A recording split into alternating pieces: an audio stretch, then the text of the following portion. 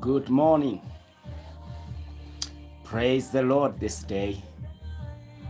Welcome to our today's devotion, encouragement, and prayer. I pray that you are encouraged. I pray that the hand of the Lord is upon you. And I pray that the grace is sufficient. The grace is sufficient this morning. He has promised, our Lord has promised to be with us, to bless us, to walk with us, to keep us in His love and will.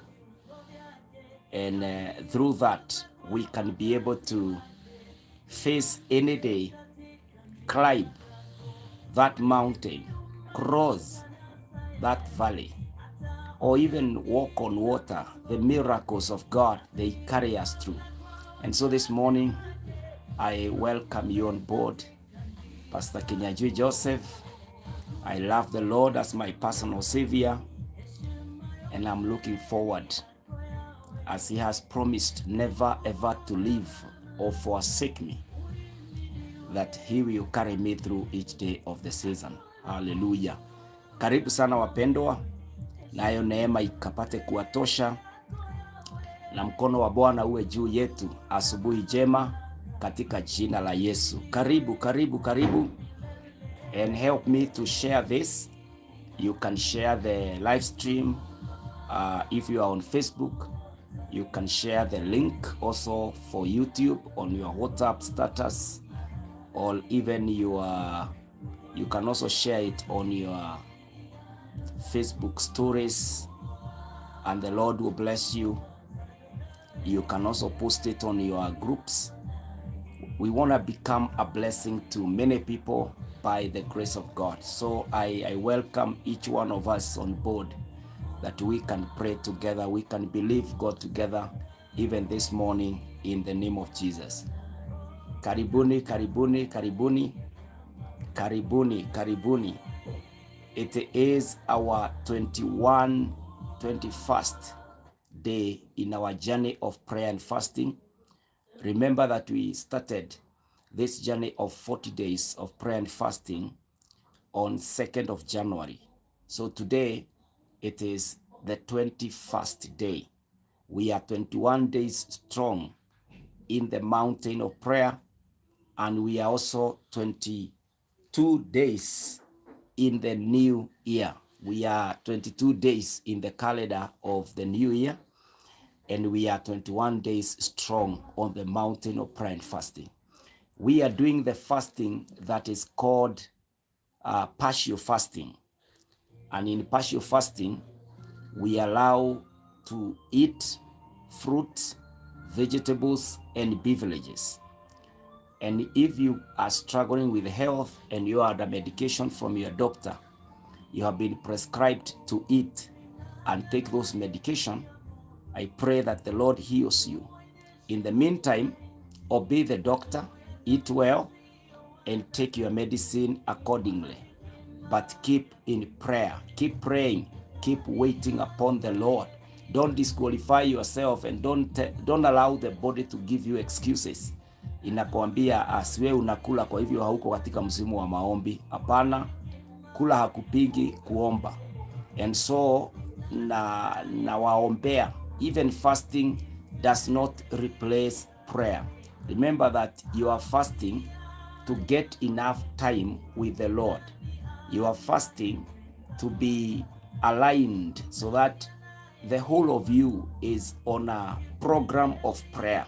You must keep calling, conversing. You must allow your mind to think of the things of God, your mouth to call upon the name of the Lord, your heart to be convinced of the details of the things that the Lord is doing in your life.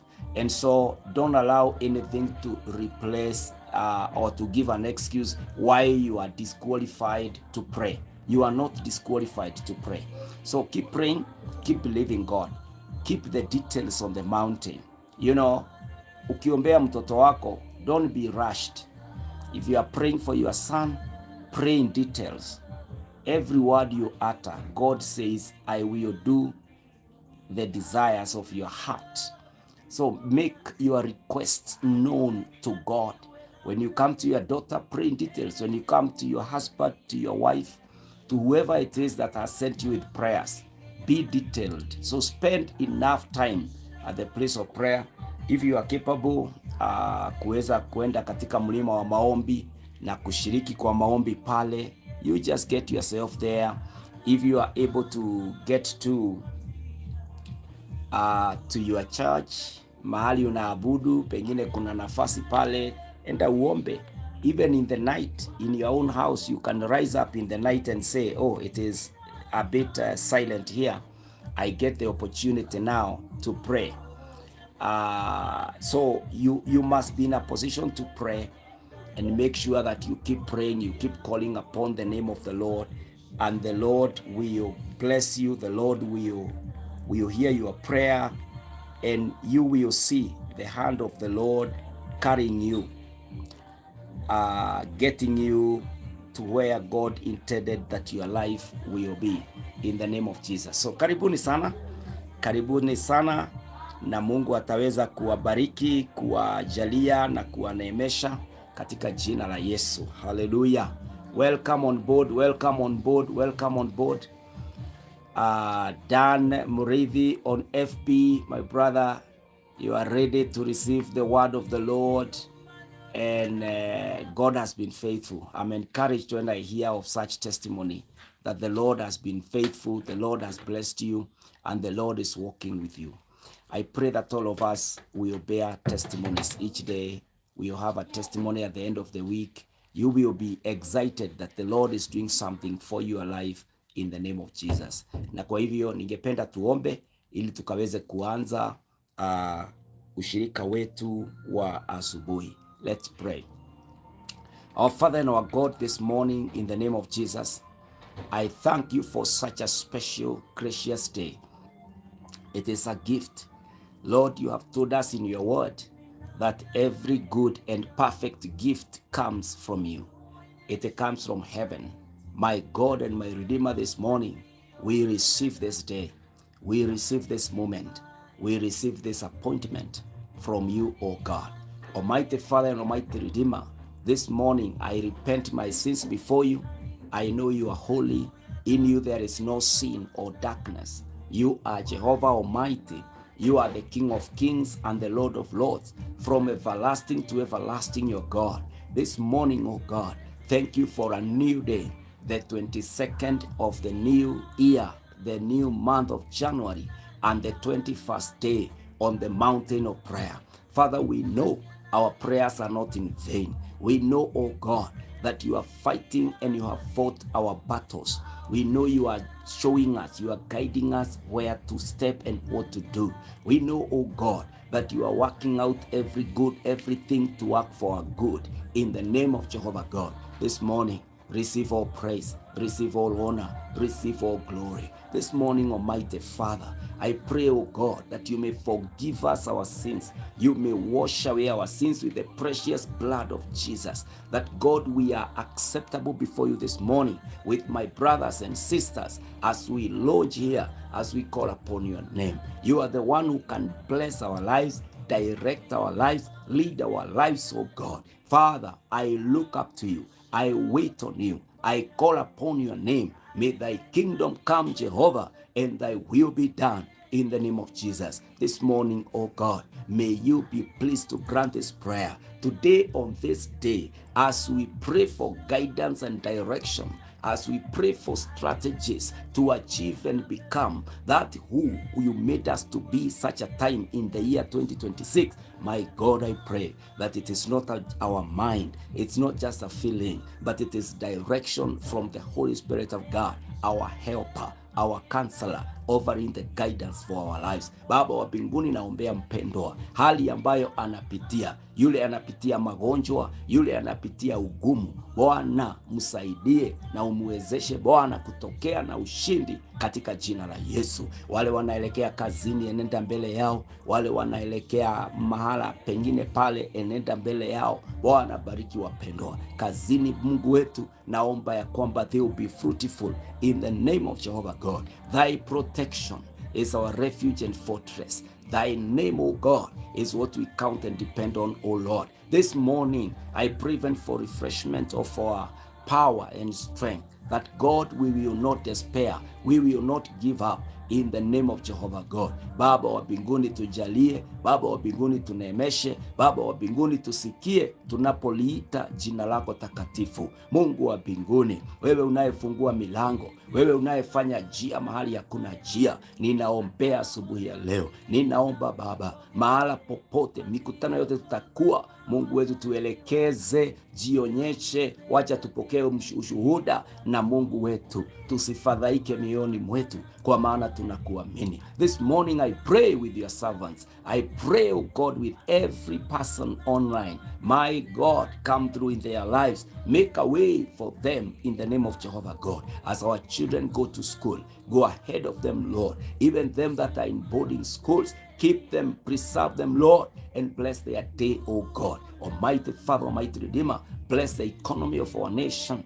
Bless even the church of Christ in our nation, and be with your people, oh God. Oppress, overcome, fight our battles, oh God, and bring down our enemies as you disarm and terrorize them in the name of Jehovah God. May they be scattered in seven roots, oh God. May they run even when no one is chasing them in the name of Jehovah God. Clear our way, make our way. Lord, uplift us with your righteous right hand. Let it be known that we worship the living God. Let it be known that we are the children of the Most High. Let it be known that we belong to the body of Christ, that the gates of hate shall not prevail against her, in the name of Jehovah God. Baba wa mbinguni, ninaomba ya kwamba ufalme wako unashuka, mapenzi yako yanatendeka, mkono wako wa kuume unatuelekeza. Naomba siku ya leo tunapata nguvu ya kuomba. Naomba siku ya leo tunapata uso wa Bwana uking'aa juu yetu. Bwana Mungu wa mbinguni, naomba utuelekeze, tutangulie Baba, tuhifadhi Mwokozi kwa jina la Yesu. This morning, oh Lord,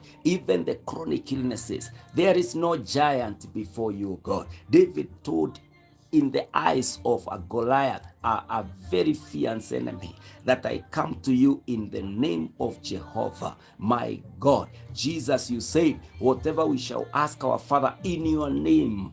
Hallelujah. My God, there is nothing that is chronic before you. I pray with all these suffering men and women who are suffering from chronic illnesses. Lord, you can deliver them. Lord, you can restore peace in their lives in the name of Jehovah God. Baba wa mbinguni, hata wale wanatupitia magumu in life, they are being auctioned, they are being, oh God, terrorized here and there with very serious cases in the courts. What can't you overcome or overturn? Lord, you are all able to do more than we can pray or imagine. This morning, Lord, I humble myself before you, Lord, praying that this prayer, Lord, you are pleased to grant even more than it, in the name of Jehovah God. Father, Lord, have mercy upon us. We are helpless without you. Our total dependence is on you. We rely, we count on you, Almighty. Unless you help us, unless you go with us, unless, Lord, you bless us, we are nothing.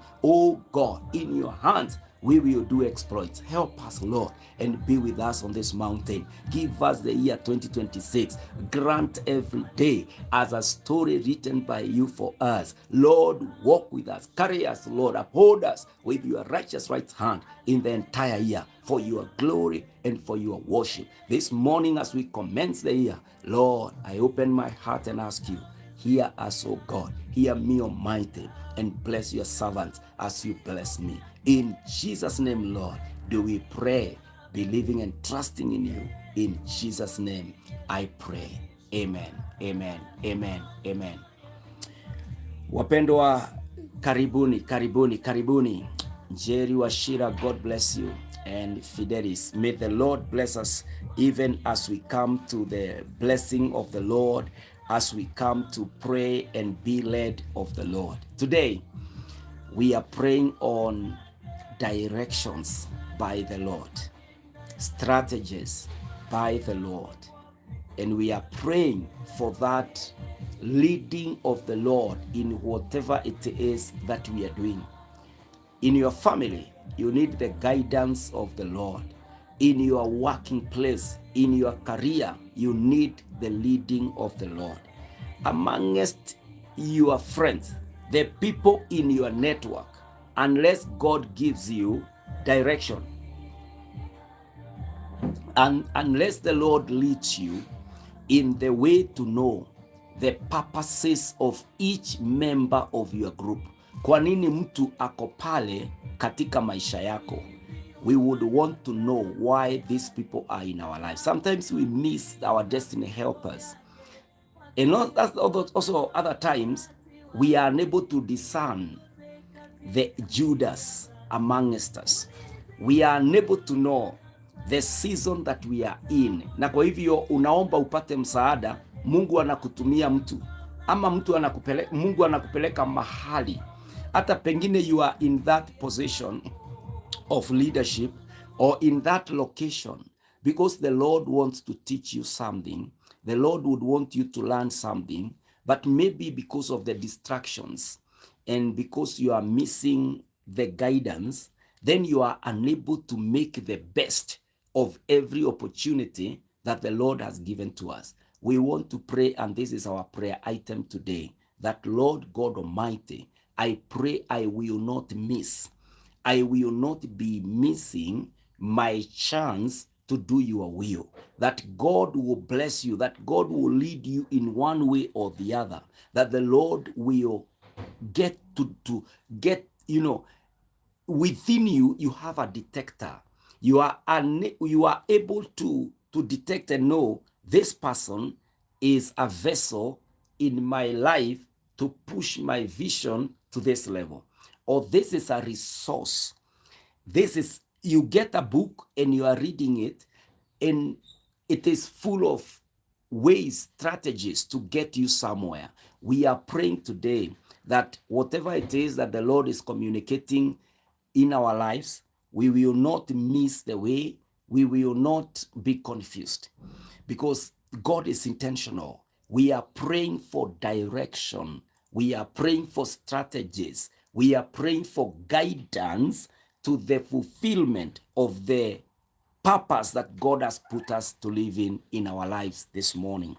And I want to read the scriptures because the voice of God, the direction of the Lord is found in his word. We want to hear what is it that can help us to capture the wisdom, to capture the guidance, to capture the strategy and the communication of the Lord. I'm using many words to try to say a very simple thing, that God will lead you from A to B to C to Z, hivyo bila kuwa na confusion, because wakati mwingine unaweza jenga, by the time unalani ya kwamba the foundation is wrong, you have invested all the resources, and so you just get discouraged and resources go to waste, and then you start all over again from where we want to build. Once we are done with first floor, it is strong enough to carry the second floor all the way to the climax by the grace of God. We don't want our lives to be messy all the time we are beginning. All the time we are crashing and rebuilding. We want to start a thing and we finish it. We want to see point A and then we move to B. We don't want our lives to, like the Israelites, they were so confused in the wilderness, going around the same place 40 years. A place they could have crossed within 13 days. They were supposed to be in Canaan, from Egypt to Canaan, to Israel. But these guys, they were confused around, and 40 years, they died. Anybody who left Egypt at the age of 20 and above dropped dead, apart from Joshua and Caleb. They died, their graves, they are there in the wilderness. I want to pray that we won't pay such a price because we are lacking direction. I pray ya kwamba sisi tutashika speed, tutafika mapema, tutaachieve more than our age by the grace of God. Our resources will multiply because we are investing at the right place by the leading of the Lord. When the Lord guides you, you will achieve so much. You will not be frustrated by a day, a week, a month, the year 2026. You will even catch up. You will redeem yourself. Mahali umetoka na umepotoka, umepoteza a lot of things. Now, when the Lord is guiding you, when the Lord is getting you to understand, these people are here for this purpose. This is the route. For now, this is the area of investment. This is the way to guide your family. When you capture that, my friend, I'm telling you, you will be proud of every day. You will be happy about each week. You will be an achiever every year because you are guided. You are led by the Lord. Father, how I pray that you can lead, you can guide me, even the words of my tongue, the thoughts in my mind. I am led of you. Hallelujah. That is the prayer section. That is the agenda of our prayer today, amongst the many agendas you have for the mountain. Hallelujah. We don't want to be in confusion. Kwa kanisa, hatutaki kila wakati tunatenda apologies, tunatenda regret. Si Mungu atufunulie the word of the day. Si Mungu atuelekeze kwa njia zake na atuinue na kibali katika jina la Yesu. Hallelujah. So may the Lord bless you. May the Lord lead you and guide you. Hallelujah. This morning, the word of the Lord says this in Proverbs chapter 1 and verse 7. The Bible says, the fear of the Lord is the beginning of knowledge. Fools despise wisdom and instructions. The fear of the Lord is the beginning of knowledge. This fear is not the fear of frustration. It is not the fear of what God will do when you sin. It is not a fear of, it is not the kind of fear that is about judgment. This is the fear that means reverence for God, that you revere God, the reverence ile ya kutambua Mungu na utakatifu wake. The fear of the Lord is the beginning of knowledge. When you give God the first priority in your life, when you allow God his place in your life, then you will achieve the knowledge. You will achieve the understanding, the guidance to the direction that you should be taking. Hallelujah. The first step is to recognize, is to prioritize on your agenda of the day. Number one agenda is God. Before you plan your diary, at the top, andika hapo God's will. Andika hapo God's glory. Hapo unaandika ya kwamba jambo lolote nitakalolifanya katika hii ofisi, Mungu ni yeye wa kwanza. Mikutano ambayo nitaifanya mahali naelekea, Mungu ndiye agenda ya kwanza. Yani hata wakati nitakula, nitakunywa, wakati nitaomba, wakati nitafanya hili na lile, I want to do it for the glory of God. You see, when God tops the list, you are saying, I am conscious that even if I know how to do it, I am not doing it for the sake of success.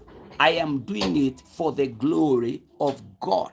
If I don't know how to do it, God will perfect me. God will lead me. You will be doing everything by faith, believing God that He is coming through for you. Hallelujah. Prioritize God.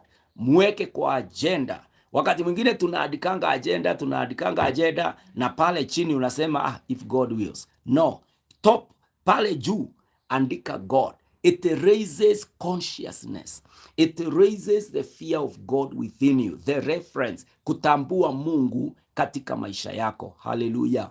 That is what it means. The fear of the Lord is the beginning of knowledge. God will grant you the knowledge. God will give you the words to say, the wisdom, the application of your knowledge. You will be able to achieve. You will be moving from where you are to the next point because God is leading and guiding your way. Hallelujah. This morning, the fear of the Lord, avoiding sin by all means, not becoming so vulnerable, not every time justifying that I sinned because I thought this, ilinibidi nifanye hivi, nifanye lile. Watu wengine tunakibianga kwa God when we are in a mess, when we have corrupted all our ways, when we have said every word we ever knew, when we have called everyone in our network. Sasa kikiumana ndio unakimbia kwa Mungu, unamwambia, oh God,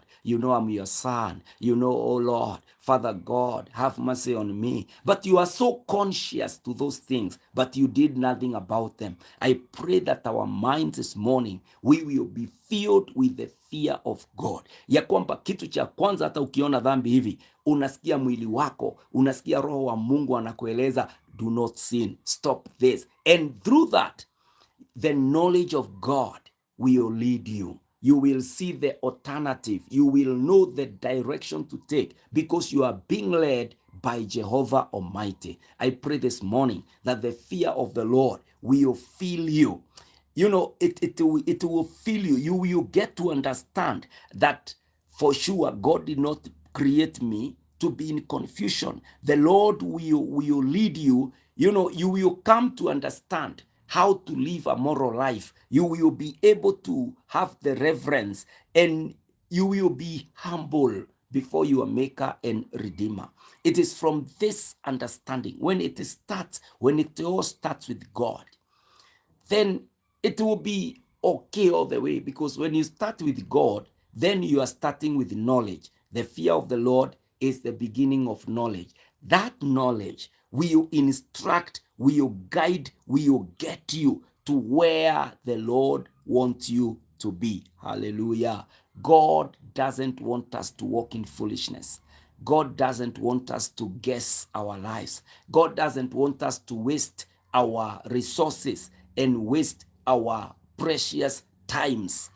God would want us to be achievers, to be victorious. And this is why even He gave His Holy Spirit to us, to guide and to lead us, to get us to the destinations that are successful. So this morning, don't allow people to mislead you.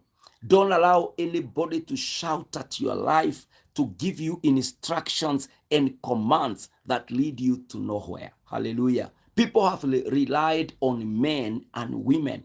People have heard others sometimes forcefully pushing you and telling you, ninakupush ndio ukue kiki, ndio uachifu hii, na wewe mwenyewe hata pengine hata una feel this is not the right direction, that is not the way to communicate, this is not the way to talk. Lakini kwa sababu you are under pressure, you find yourself doing things that people are manipulating you to do, even in your marriage, in your business, in your health, in your faith. People are pushing you, telling you that I got this revelation for you. I dreamt about this. You know, I read here. Somebody did this in this year. Na akapitia hapa akafanya hivi. My friend, before you receive opinions from men, let you seek knowledge and understanding from the Lord. How do you get it? By prioritizing, by recognizing, and by giving God the first place in your life. The fear of the Lord. When you are saying, God, is this the right way? Does it conflict with your will? Is this your plan for me in this day? The moment you allow yourself to be led by God in the making of the decision, knowledge will be your blessing from the Lord. Hallelujah. The fear of the Lord is the beginning of knowledge. The fear of the Lord is the beginning of knowledge. Number 2, how you are going to receive. Remember, we are seeking guidance, direction, and the strategies from the Lord for us to live a successful, victorious, fruitful year, for us to become achievers. We have said number 1, for knowledge to come, the fear of the Lord is the number 1 thing to do. That is revering the Lord, recognizing and prioritizing God. Number 2, in Proverbs chapter 3, verse 5 to 6, the Bible says in Proverbs chapter 3, verse 5 to 6, trust in the Lord with all your heart, and do not lean on your own understanding. In all your ways, acknowledge him, and he will make straight your paths. He will make straight your paths. Trust in the Lord with all your heart, and do not lean on your own understanding. In all your ways, acknowledge him, and he will make straight your paths. Hallelujah. Trust in the Lord. When the Lord tells you no, be in a position to hear his no and ask him, this is a no. What is the alternative? Which route should I reroute? Which way should I now take? Will I turn to the left or to the right or to the east or west? You are able to trust. You are able to understand God. You may be so exposed. You may be seriously networked with the resourceful men and women. You may see as if this is my chance now.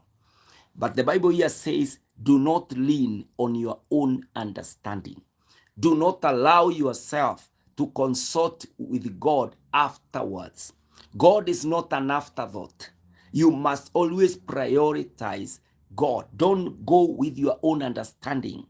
In all your ways, acknowledge him.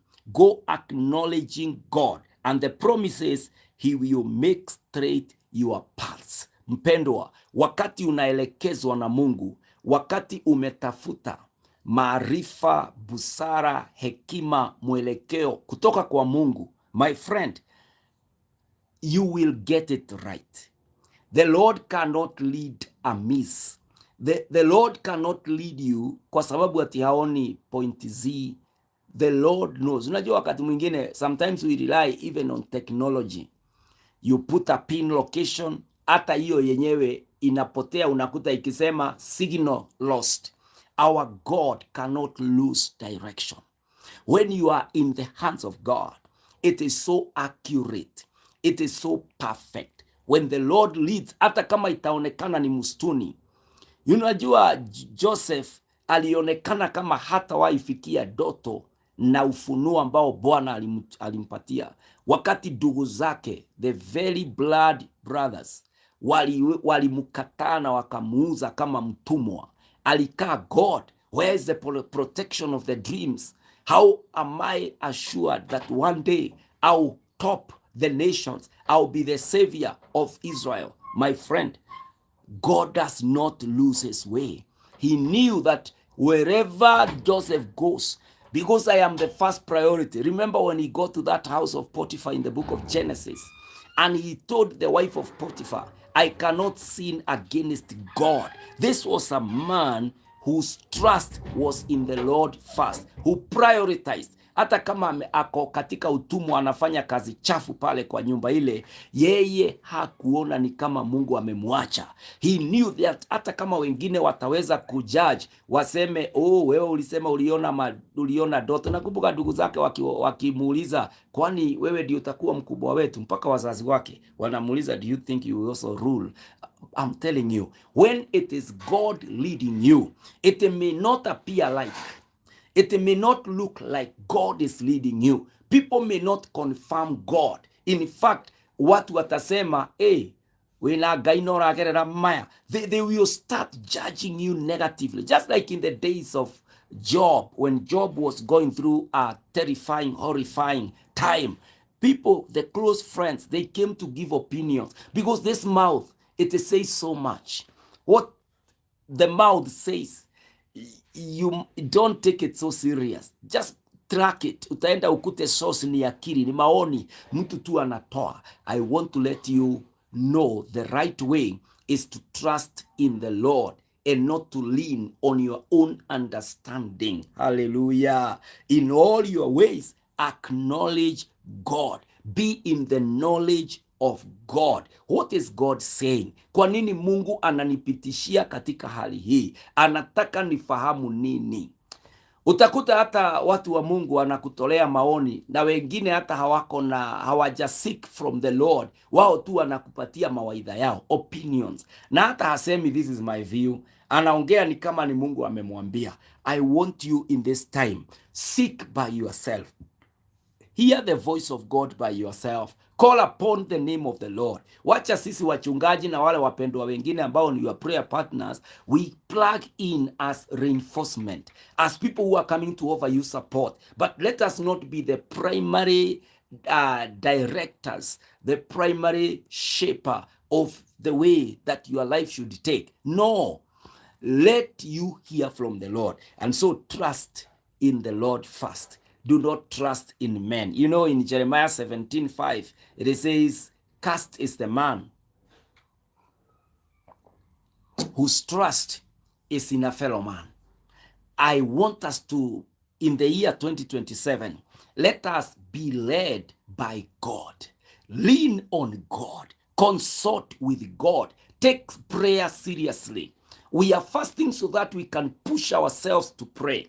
Push ourselves to call upon the name of the Lord. You may not have it all listed ati unapokea, unapata a download, a printout, ikisema on a Thursday at 10 a.m. you are to move on your right a kilometer, then you get to your, no, it may not be that clear.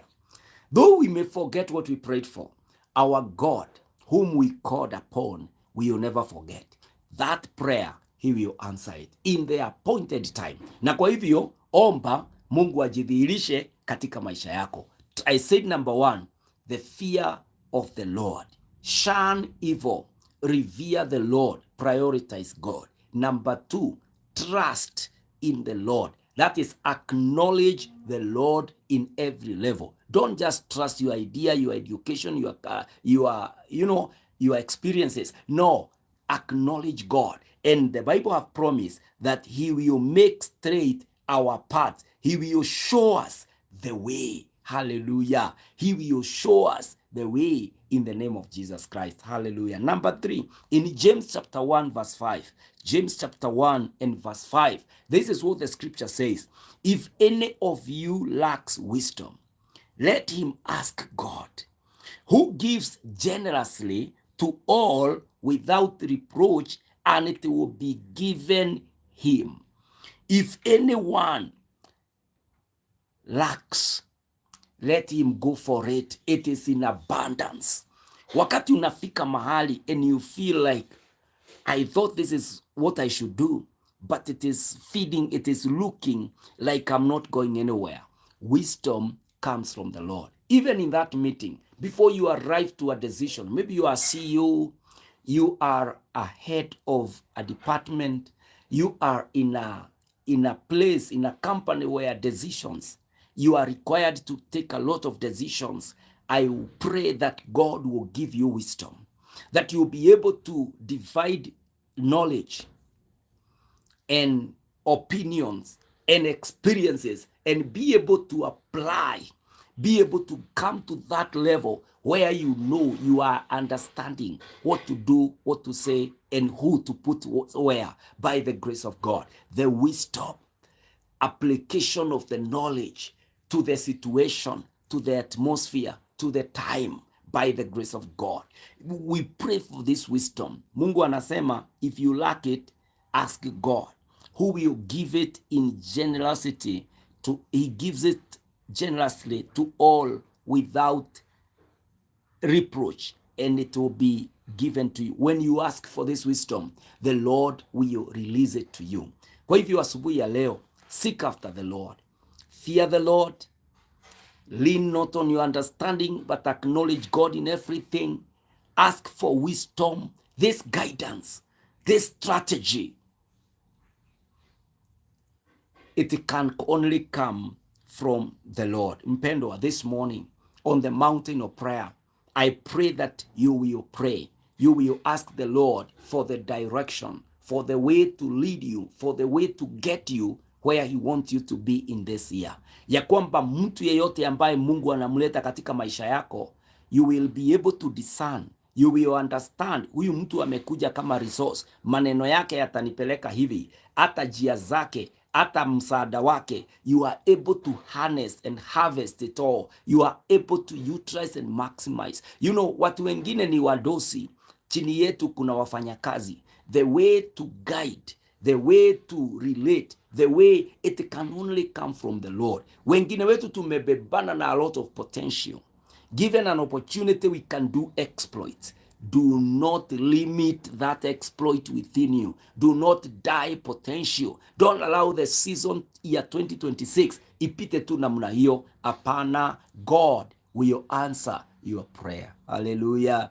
It is a season of answered prayers. God is in the business of answering the calls of his people. Jeremiah 33 verse 3, call to me and I will answer you. The heaven is ready. Hallelujah. Jesus said, whatever you bind here in Matthew 18, whatever you bind here will be bound in heaven. Whatever you loose here will be loosed in heaven. And so the heaven is busy answering, attending to the calls of the people of God.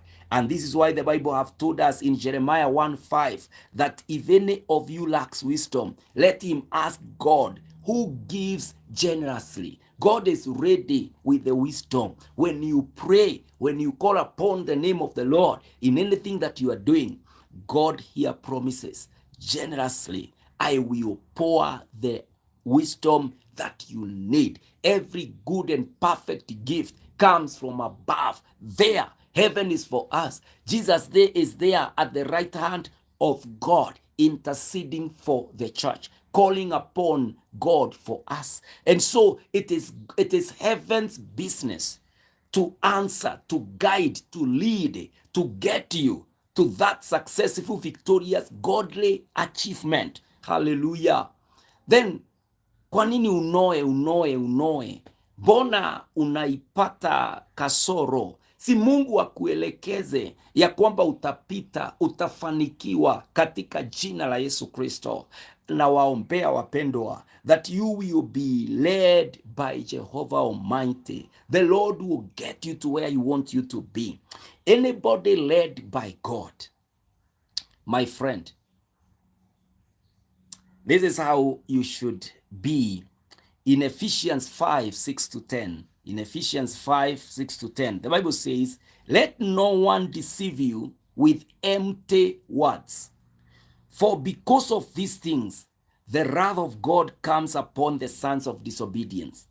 Therefore, do not become partners with them. For at one time you were darkness, but now you are light in the Lord. Walk as children of light, for the fruit of light is found in all that is good and right and true. And try to discern what is pleasing to the Lord. Hallelujah. Seek after glory. Hallelujah. Praise the Lord in all that you are doing. As you achieve, it must be accompanied with hallelujah to God. Yani you began with God. When it is ending, ni kama birthday. Mungu ndiye alifanya uzaliwe. Every birthday that comes, we thank God. We bless the name of the Lord. That is how your life story should be. Ulikuwa unaomba Mungu nipe kazi. Unapopata kazi, unapata mshahara, it should end up with God. asanti. I acknowledge ni wewe. Ulipokuwa unaanza doa ulimuomba Mungu, nipe mchumba. Munapoendelea, it must always be having hallelujah, praise the Lord. Ni Mungu ametusaidia, ni Mungu amenileta ubali huu. Don't exit God in any way. Hallelujah. Your story should be about God's presence. God with me. Ni Mungu, ni Mungu, ni Mungu, ni Mungu. That is the life of a person guided, the life of a person led by God. The strategies will be right when the Lord is carrying us and getting us to where He wants us to be. I pray today that you are led by God. I pray today that the hand of the Lord is upon you, my brother, is upon you, my sister, that the hand of the Lord is not missing in your life. I pray that today the Lord will be pleased to guide us throughout the year, to hear the prayer of guidance and strategies, to hear the prayer of dimensions, that the Lord will help us to take this dimension, this perspective, this understanding that is from Him, in the name of Jesus. Amen. Father, in the name of Jehovah God, how I pray today that Almighty God, you are coming through in our lives. We have read your word this morning. You have told us that the fear of the Lord is the beginning of knowledge. And this knowledge, Lord, is what we are asking. That Father, it carries the wisdom to apply it, the way, the manner. You have said, oh God, that if any one of us lacks wisdom, we should ask you. You give it generously without reproach. I pray this morning that God, as we commence our 21st day of prayer and fasting, that God, wisdom is our portion in the name of Jesus. That Almighty God, the fear of the Lord is our priority as we live each day. And I pray, my God, that we shall be achievers. We shall be victors. My God, we are getting it in the name of Jehovah God. Katika mwaka huu tunaomba Bwana, tuelekezwe na wewe. Kila hatua tutafanya, kila maneno tutayaongea, kila mtu tutakaye keti chini, mikutano yote yetu Bwana tutakayofanya, naomba Mungu wetu ufahamu busara yako, ikatutembelee, ikatujae katika jina la Yesu. I pray this morning, may thy kingdom come, may thy will be done in the name of Jehovah God. Baba Mungu, umetukuka, umeinuliwa juu. Naombea mpendwa, some of us are feeling so judged.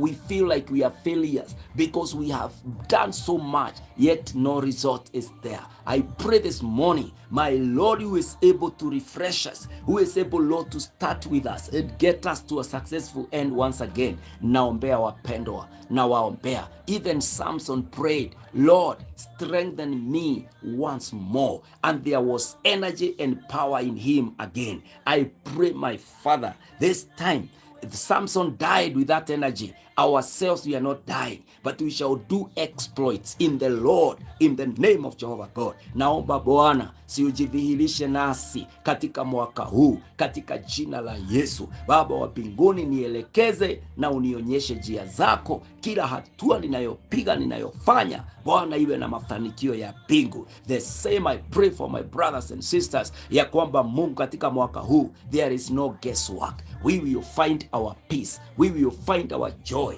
because we did the right thing in the fear of the Lord. Baba wa mbinguni, tuelekeze na utujalie na utunemeshe the way to transition. Kama kuna mtu anastahili kutoka katika kuajiliwa, aanze biashara yake. Pengine Mungu wetu hata aelekeze biashara internationally. All these directions ni wewe Bwana utatuelekeza in the marketplace for your glory and for your honor. I thank you and I bless you. This morning, my Father, lead our faith, lead our families, lead our health. My God, guide us in every way in the name of Jesus. Baba wa mbinguni, nakushukuru. Ninaomba hata Bwana utupe neema na kibali cha kuomba. Baba wa mbinguni, tuelekeze katika njia za maombezi. This is my prayer, O Lord, knowing that the year 2026, it will not be a result of guesswork, but my God, we will all look back and say in December, we saw the Lord, we prayed for his guidance. Look how we have achieved this. My God, I pray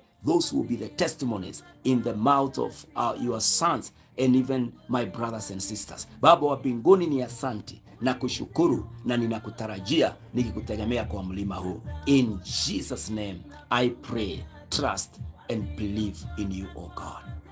Amen. Amen. Amen. Wapendwa, may the Lord bless you and may the Lord help us, akituelekeza katika njia zake na katika mpango wake maishani mwetu.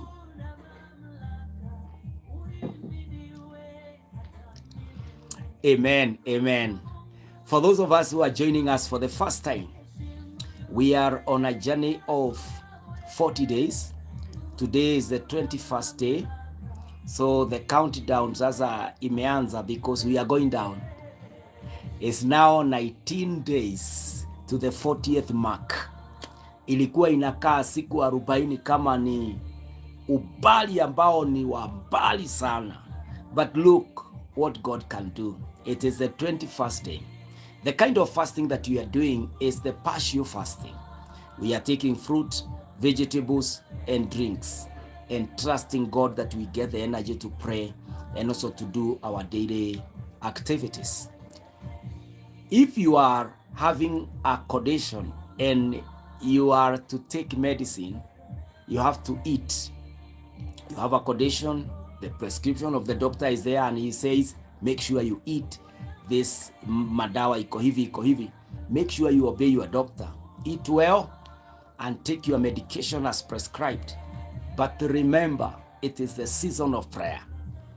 Kwa hivyo unapochukua matembe, unafanya maombi na unamwambia Mungu, niponye na usikie maombi yangu. Do not replace prayer by an excuse. Unaanza kusema ati ni kama Mungu hataki nifanye hivi ama nikue hivi. Hapana, make sure you continue in prayer. And the moment you are healed, if tutakuwa kwa bado kwa mlima, unaweza sasa fast. But for now, keep at the place of prayer, keep calling upon the name of the Lord and trusting God for your life. Naye Mungu atatenda na atakufanyia. Amen.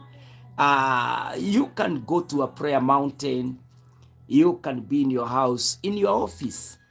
Kuna nyakati you are not very busy like lunch hour. You can push that door na upige magoti kwa ofisi yako uombe.